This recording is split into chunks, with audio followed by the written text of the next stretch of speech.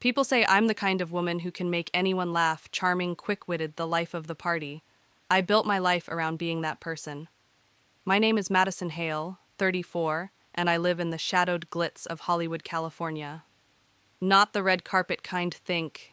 Studio backlots, overpriced coffee, and traffic that'll break your spirit.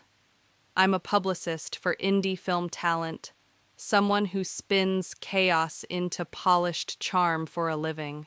My ex-husband, Tyler Morgan, 36. A cinematographer, gentle, quiet, dependable to a fault. The kind of man who brings you soup when you're sick, even if he's sick too. Our life was simple but stable sunlit mornings in Laurel Canyon. Sunday markets shared playlists. Until one night I made a joke I thought was harmless. It was a casual dinner at my sister's place, Ellie, the loud, oversharing screenwriter who always insists on wine and uncomfortable conversations. Someone asked how Tyler and I got together. I laughed and said, "Well, let's just say he wasn't exactly my first choice." I grinned, expecting chuckles. Ellie gasped. Tyler's hand paused mid-reach for his glass. "I'm kidding," I added, nudging him under the table, trying to wave off the awkward silence that followed. But he didn't smile. That night, lying next to him in bed, he turned away from me without a word. I thought he was being overly sensitive. But that moment, it was the beginning of something I didn't see unraveling until it all fell apart. What I didn't know was how deeply Tyler carried my words. That single crack became a fracture. Days passed, and he grew quieter. Then came the texts, innocent at first, from a woman named Betrayal, a young assistant director on his recent shoot. When I asked, he said it was nothing, but the way he smiled at his phone told me otherwise. And still I said nothing, because confronting it meant admitting that maybe I'd hurt him more than I knew, that my joke, my armor, had sliced deeper than I ever intended. It was supposed to be a light-hearted moment, the kind of teasing couples get away with. During a Friday night dinner party, hosted by Ava's producer friend, the group had been reminiscing about wild relationship stories. Someone asked how Ava and Jason first got together, and before she could stop herself, she chuckled and said, "Well, to be fair, Jason was kind of my safe choice after that insane breakup with Nico. It got a few laughs even from her, but Jason didn't laugh. His smile flickered and died, though he said nothing in the moment. Later that night, back in their apartment in West Hollywood, Jason sat silently on the edge of the bed. Ava curled beside him and said, "You know I was joking, right?" He nodded. "Sure." But his voice was flat, like someone swallowing hurt, just to stay composed. Ava brushed it off. She told herself he'd forget. Jason was easygoing, not the jealous type. He'd let it go, but he didn't. In the days that followed, things shifted barely at first, then unmistakably. He became colder, more distant. Texts went unanswered. Affection was met with detachment. She caught him scrolling his phone late at night, smiling at messages he wouldn't explain.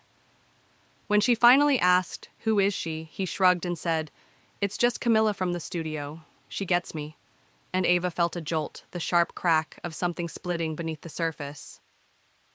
A week later, unable to take the silence, Ava showed up at the indie coffee shop near Sunset where Camilla usually worked late editing reels.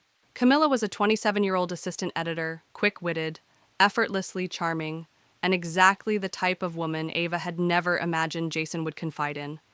"Can we talk?" Ava asked, not bothering with pleasantries. Camilla looked wary, but nodded. "Sure." Ava didn't waste time. "What's going on between you and Jason?" Camilla sighed. "He needed someone to talk to." "You humiliated him, Ava. That night, what you said crushed him. He's not perfect, I know. But he thought you saw him as more than second place. I guess he was wrong." The words hit harder than expected. Ava left shaken. At home, she found Jason packing an overnight bag. "You going somewhere?" she asked, heart pounding. "I'm staying with my brother in Echo Park for a while," he said, without looking up. That joke. That one stupid joke. "You're really ending us over," that Jason finally looked at her. "It wasn't just the joke. It was what came after, the way you acted like I should just get over it. Like my feelings didn't matter. I've been your backup plan for years, Ava. I just didn't realize it until now. She didn't stop him from leaving. Ava fell into old habits. She reconnected with Nico, the ex. She once called the chaos before the calm.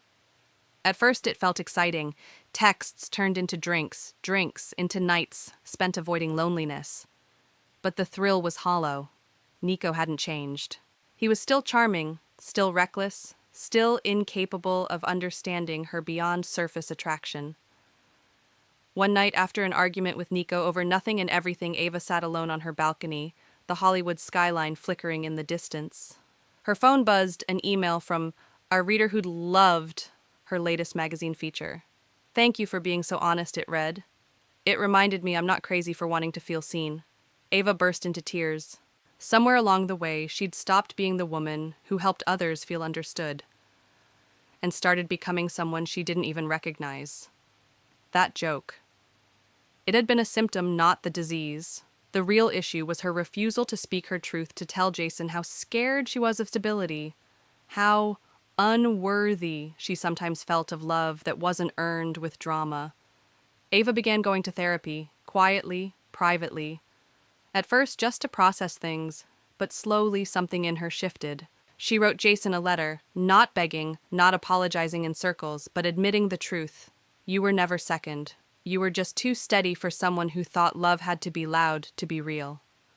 Weeks passed. Then, one rainy afternoon in March, she saw Jason at a gallery opening. He was alone. So was she. Their eyes met, and for a moment it was like they hadn't broken, just paused. They walked outside under the awning, away from the murmurs of artists and collectors. "Thank you for the letter," Jason said quietly. "I meant every word. I know, they didn't talk about getting back together. They talked about therapy, about growth, about how hard it had been to stop themselves from becoming people they hated." When he walked away, Ava didn't cry. She smiled. Not because they were fixed, but because she finally understood the damage words could do and the healing honesty could bring. In the weeks that followed her quiet encounter with Jason, Ava didn't chase closure. Instead, she chased clarity, not about him, but about herself. She had spent so long being the composed, confident creative director, the one who held it together in front of colleagues, smiled through red carpet interviews, and wrote with conviction about love and identity. But behind all that was a woman who mistook control for connection and wit for warmth. One evening alone in her apartment, Ava found an old voice memo on her phone. It was a rough audio recording from an editorial workshop she'd led 2 years ago. In it, she had said words are our most powerful tools, or our most dangerous weapons. She had forgotten she ever said that. But hearing it now, it hit different. Her joke to Jason hadn't just been careless, it had been a dismissal of everything he had built with her. And even worse, she had used humor as a shield instead of a bridge. Through therapy, Ava learned something that changed everything. Healing doesn't demand perfection, it demands presence. Some mornings she woke up missing Jason so much it felt like her chest would cave in.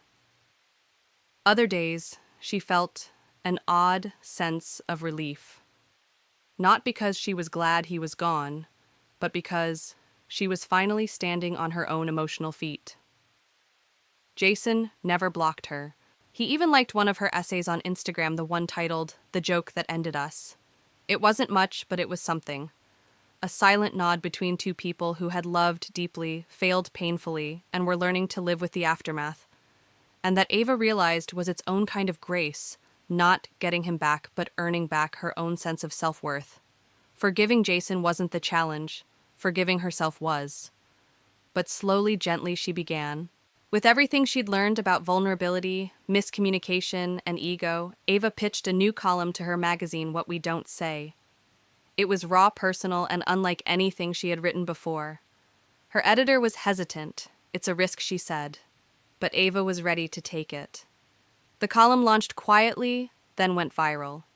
Readers poured in comments, emails, even handwritten letters. Women who had once joked about their husbands being boring men who had stayed silent about feeling second best. Ava had struck a nerve, not because her story was rare, but because it was real. And it clicked. Maybe the reason we hurt the ones we love isn't because we don't care, but because we don't we don't always know how to say what we really feel until it's too late. She vowed never to wait that long again. One Sunday morning, almost a year after their breakup, Ava got an unexpected invitation, a gallery showcase featuring Jason's photography. She went not to win him back, but to witness the man she had once loved, now thriving. His work was breathtaking. One photo in particular caught her attention, a black and white shot of a bench, empty but bathed in morning light. Its title, Things That Almost Were. Their eyes met across the room. They shared a soft smile, nothing more. No promises. No apologies. Just an understanding that some chapters don't need to be rewritten to be respected. That night, Ava journaled, "Maybe love isn't always meant to last, but if we let it, it can still teach us how to love better next time, including ourselves." To anyone reading this, or listening to Ava's words, through her column, her book, or her voice, she has one message: don't wait. Don't wait until the silence grows louder than the laughter. Don't wait until the joke you thought was harmless becomes the wedge you can't pry loose. Don't wait until they're gone to tell them they were never second best, not even for a second. Say it now. While they're still sitting beside you, while they're still listening, while you still have the chance to turn toward them instead of away. Love isn't a grand speech. It's not a perfect photo. It's not even a vow under twinkling lights.